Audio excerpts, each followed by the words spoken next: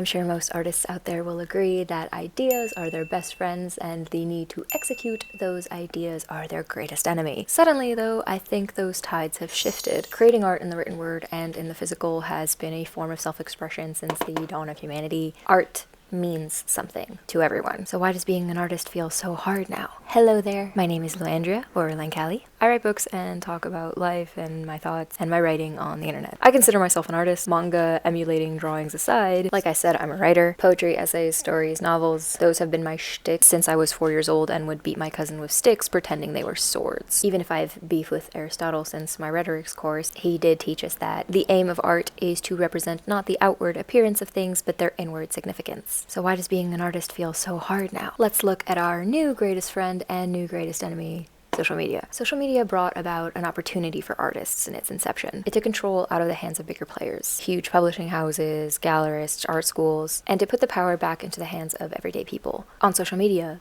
the people get to decide what they like, and they get to decide what they push. What is it? Sending a book of poems to a publisher, you may have to wait years before the world ever gets to read it, and that's if the publisher signs you. Post your poems online, and within seconds you have access to thousands, if not millions, of potential readers. Now, these big players, as I put them, aren't selfish beasts consuming your work in exchange for profit. Not entirely. They serve as gatekeepers of quality, they advocate for us, and they work very hard to reach an audience for us. At least that's how it used to be. Now, I have been talking about art in a broad sense, but for clarity's sake, now I'm going to zoom into writing and the publishing industry. Book Talk, Bookstagram, and BookTube have changed the publishing industry forever. Now, social media is king, and it's much harder for a publishing company to sign an author if that author isn't committed to self-promotion. In the Vox Culture article, Everyone is a Sellout Now, Rebecca Jennings says, with any book, but especially non-fiction ones, publishers want a guarantee that a writer comes with a built-in audience of people who already read and support their work, and crucially will fork over $27 when it debuts. Something that Jennings' article actually reminded me of was not an artist, but an episode of the show Frasier, which is one of my favorite shows ever. The episode is literally called Sellout, and the plot is that the main character, Frasier, who is a radio psychiatrist, is approached by this agent named Bibi, who his brother describes as Lady Macbeth without the sincerity. Frasier, we have to talk. Are you aware that you are in the men's room? Oh, please, if I paid attention to signs with little pictures on them, I'd never get a parking space. So Bibi approaches Frasier and offers to represent him. And Frasier is stunned because in his mind he's a doctor, not a radio personality, so he shouldn't have a personal brand. And this was in the 90s, so brand deals weren't the same as they are now. But what was similar was the idea that if you took money to represent a product, then of course you were a sellout. But Frasier, who really wants to send his son to Harvard and wants to be able to pay tuition, justifies his taking on these brand deals with the fact that he's a doctor and he helps people. And he would be helping people by telling them where to get good Chinese food or where to buy a good therapeutic hot tub. In the end, Frasier decides to stop doing promos when Bibi signs him up to do a peanut commercial. Peanuts that are super unhealthy and fatty, and he realizes that he's compromised his ethics. And I really love this episode because I think this is something that as artists we all struggle with now. Not all of us, especially not me, are approached to do brand deals, but we do, like Jennings says, have to sort of sell out in order to promote ourselves. These used to be a task for those big fish I mentioned. Now the task falls on us. That's exactly what happened to me. I proudly self-published my first novel, fresh-faced at 20. I'd done copious amounts of research and came to the decision that that was the right choice for me at the time. I actually really liked editing and designing the cover and doing all of the administrative stuff that artists are supposed to hate. I know it sounds crazy, I don't know why, but I genuinely loved registering my ISBN. Now, of course, I was 20, so I did make some mistakes, and you can definitely tell that this novel was written by a child, but overall I did have a pretty successful launch. I was even shortlisted for the Goodreads Choice Award for Fiction, which thank you so much to everyone for that. In 4 months, I sold about 70,000 copies. None of that would have been possible without TikTok and Bookstagram and BookTube. Actually, if you go to my oldest video on this channel, it's literally titled Why I Wrote I Fell in Love with Hope, which, sidebar, a lot of people have asked me what my biggest regret is about my first book, and it's actually the title. I was told by a lot of experts that I fell in love with Hope out of all the titles that I was considering had the best ring to it. It would just do the best in the market. Originally, I really wanted to call the book Fagin's Gang, which is a reference to the Gang of Thieves in Oliver Twist. If you've read the book, you understand why I wanted to choose that. I also played with the title Yorick Soliloquy, but that sounded way too much like some kind of biography of William Shakespeare. And the last one that I really liked was The Light on the Roof, but in the end, I Fell in Love with Hope was the fan favorite, so that's the one we went with. So literally the first week after I published, I was reached out to by multiple publishers offering to buy the novel. I was apprehensive at first because I made the decision to self-publish for a reason. I was also scared of the elusive and closed-off world of big publishing. So I consulted an agent, I signed with him so that I would have an advocate, and I went back to the negotiation table. I ended up signing with Simon & Schuster, and a lot of you will probably be like, ugh, Lou, why'd you sell out? For the money? And yes, partially for the money. I do need to buy food and pay rent and things like that. Also, at the time, I felt the need to be taken seriously because of my age, and there's sort of a sticker of notoriety and approval and legitimization, if that's a word, that you don't get from self-publishing that you do get from being published by a big publisher. But the biggest motivator for me in signing with SNS was mentorship. I was a young artist in a brand new world, and what I wanted above all else was guidance. And naive little me thought, oh great, I'll get that from my publishers. That did not happen. It's not your publisher's job to be your teacher. They are not your parents that are going to sit with you at the kitchen table and help you with your homework. Publishers are reading, editing, marketing, producing, and distributing thousands and thousands of books every year. They do not have the time or the resources to allocate to new authors who want to improve their craft. I got over that disappointment eventually. Will I get over it? No.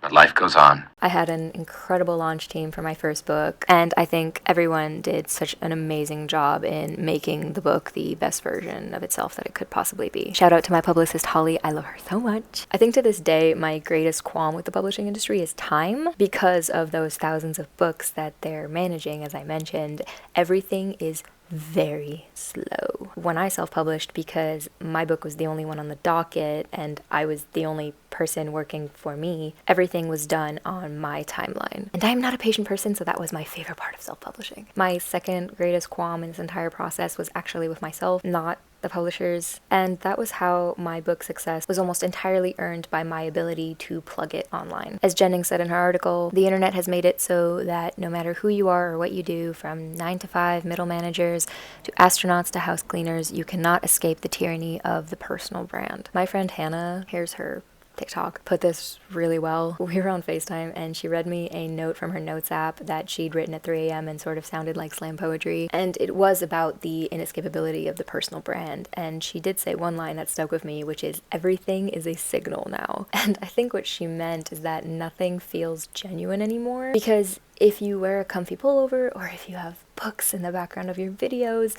it feels like you're trying to say something with that. You're trying to say that you don't really care that much about your appearance and you're smart and well-read. No choice that you make about your self-expression can be viewed as benign. Now everything is somehow you puffing your feathers in one way or another. That's what was so draining about having to market myself and my book. All I wanted to do was get people to read the book and talk to me about it. But every time I posted a video, it felt like I was chipping away at my integrity as an artist, because authors, artists aren't supposed to do that. They aren't supposed to have a personal brand. They're meant to be mysterious and alluring and let their work speak for themselves. But that persona is a bygone luxury. You will not Donna Tartt your way onto the bestsellers list anymore, unless you're established like Donna Tartt. Even my favorite authors all have to post about their work now. Like Chuck Klosterman said in his essay, The 90s, this is a loser's game and we all have to play it. The most of the time, the way that I loved registering my ISBN, I actually love making videos. I love feeling like I'm connecting with people,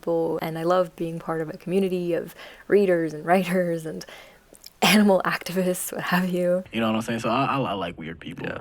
What I hated was this painful mental cycle. You create, you have to sell your creation, which makes you feel like a sellout. Those emotions deplete your artistic drive, but then the pressure to produce forces you to keep creating, and the market forces you to keep selling, and the cycle repeats. So how do we escape it? How do we make being an artist fun again? Where I think I wasn't misguided during my whole publishing journey was when I pursued guidance or mentorship. So let me tell you about my messy, torturous mentor, which was the year 2025. In December 2024, I took a break from writing. I was exhausted, discouraged, and burnt out from the sheer amount of pressure. By the new year, my friend Hannah and I made these bingo cards with our New Year's goals and resolutions. A lot of these were very ambitious, and most of them had nothing to do with writing. So no, I did not tick off any of these goals at the start of 2025. At the start of 2025, I read constantly. My ever passive and yet consistent effort to connect with the world at large from the comfort of my room. And by happenstance, I read a book that had since then changed my outlook on life and my outlook on being an artist. Letters to a Young Poet by Rilke. Guys, it is an understatement to say that I was obsessed with this book. I also think it's an understatement to say that everyone, not just artists, should read it. Especially people under 25, like people whose brains aren't fully developed yet. Reiner concisely and beautifully illustrates the nuances of the artist, the necessity of literature, and the joys and pitfalls of becoming an adult. Thanks to Rilke, my bingo card, and a hell of a hangover. Just kidding, I don't drink, but I was very tired because I went to bed past my bedtime. I was determined that 2025 be the year I fix my career and myself. I was so serious that I even reorganized my entire bathroom and started cooking. And yes, I know cooking is a life skill. It just happens to be a skill that I'm quite poor at and hate. And my mom is always like, oh, be careful with your words. Hate is a very strong word. I hate cooking. I'm so serious. Hand me a vacuum and a sponge over a spatula any day of the week. I will die a happy woman if I never again have to stand in front of a stove. So I was trying to write, but the flow just wasn't coming to me, and the resulting free time opened up the door to me collecting other interests. I started fishing, which was fun until I read that quote by the zoologist Desmond Morris. Aquatic animals suffer from the disadvantage that they cannot scream when in pain, so we find it hard to gauge the degree of their agony.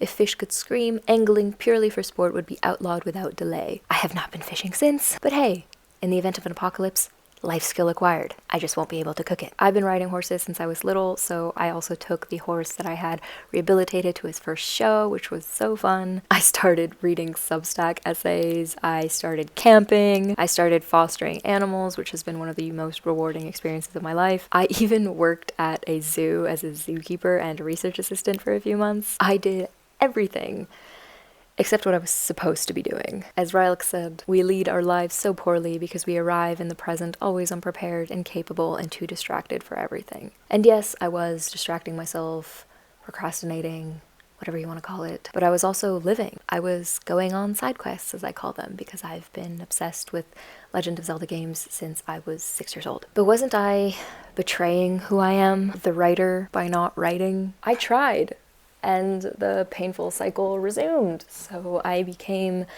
burnt out and depressed, and I think you could see that in both the quality of my writing and the quality of my content. I felt I was being disloyal to my art by focusing on all these other things. So as many of you know, I ghosted my following for a good 7 months now. I just had to go someplace quiet. I had to get back in my own head. I had to stop the cycle. So I started going to the park with my dog. I would lie there in the grass with my thoughts and just listen. And after doing this for a week or two, I realized I'd forced myself to re-adopt a habit that I had as a kid. When I was pretending sticks were swords. I was using boredom as a way to foster imagination. Oh, and by the way, it worked. Most of my shifts at the zoo were from 7:30 a.m. to 4:30 p.m. And those little trips to the park fueled me to write from 5:30 p.m.